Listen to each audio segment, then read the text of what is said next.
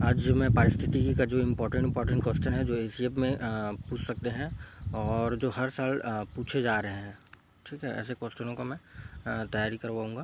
ठीक है, ये देखते हैं साथ साथ। ठीक है, निम्न में से कौन आहार श्रृंखला का निर्माण करता है? तो घास, बकरी और मानव। ठीक है, प्रकाश संश्लेषण करने वाले पहले रहेंगे, फिर उसको खाने वाले बकरी, फिर उसके बाद उस बकरी को खाने वाले मानव। ठीक है, वातावरण में उपस्थित O2 का अधिकांश भाग किससे प्राप्त होता है? तो फाइटोप्लैंक्टन से।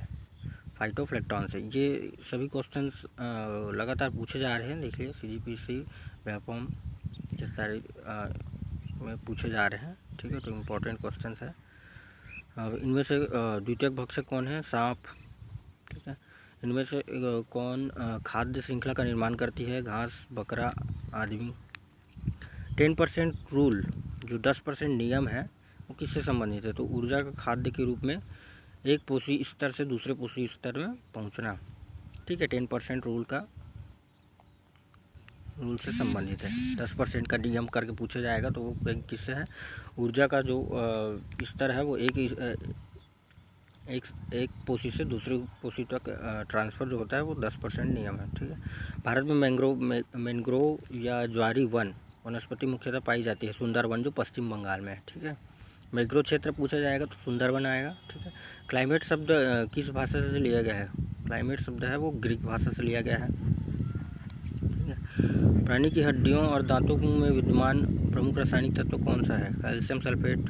ठीक है, दांतों या हड्डियों में कौन सा तत्व रहता है? कैल्शियम सल्फेट रहता है। ऊर्जा का सबसे सुरक्षित स्रोत कौन सा है? ऊर्जा का सबसे सुरक्षित स्रोत सूर्य है। निम्न में से किसने सर्वप्रथम गहन पारिस्थितिकी डीप इकोलॉजी शब्द का प्रयोग किया था? तो अर्जिनेस ने। ठीक है, अर्जिनेस ने डीप इकोलॉजी के शब्द का प्रयोग किया था।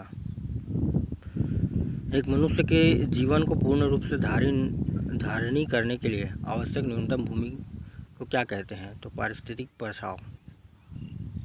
पारिस्थितिकी परछाव। ठीक है,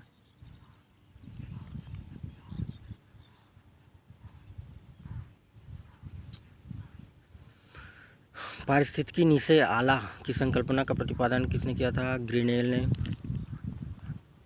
पारिस्थितिकी तंत्र की संकल्पना का प्रस्ताव किसने किया था? टाल्से ने।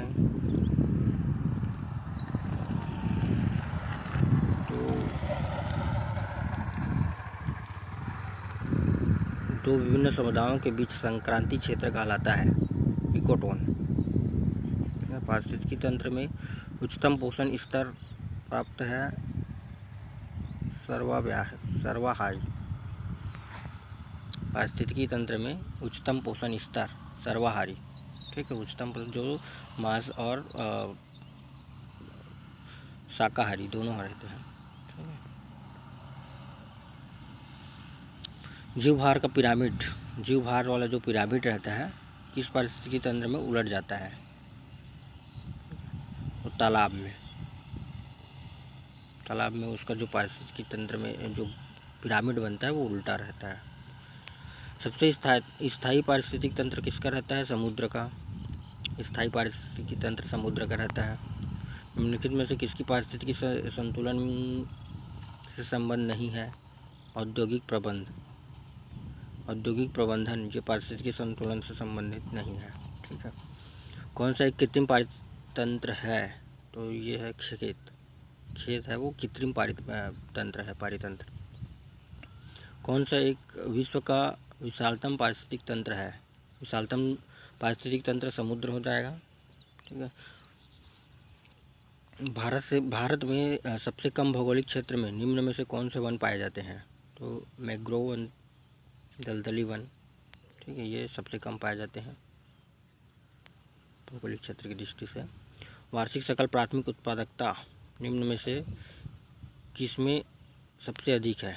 नदीमुख पारिस्थितिक तंत्र में। नदीमुख पारिस्थितिक तंत्र में सबसे कम है वार्षिक सकल प्राथमिक उत्पाद।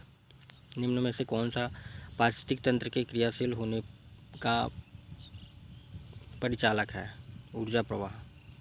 निम्न में से कौन सा उष्णकटिबंधीय घास का मैदान है? सवाना।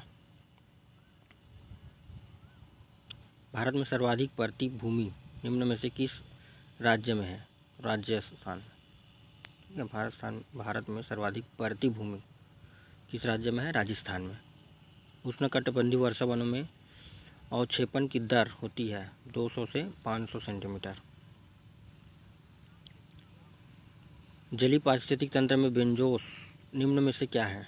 पारिस्थितिक उपभोक्ता।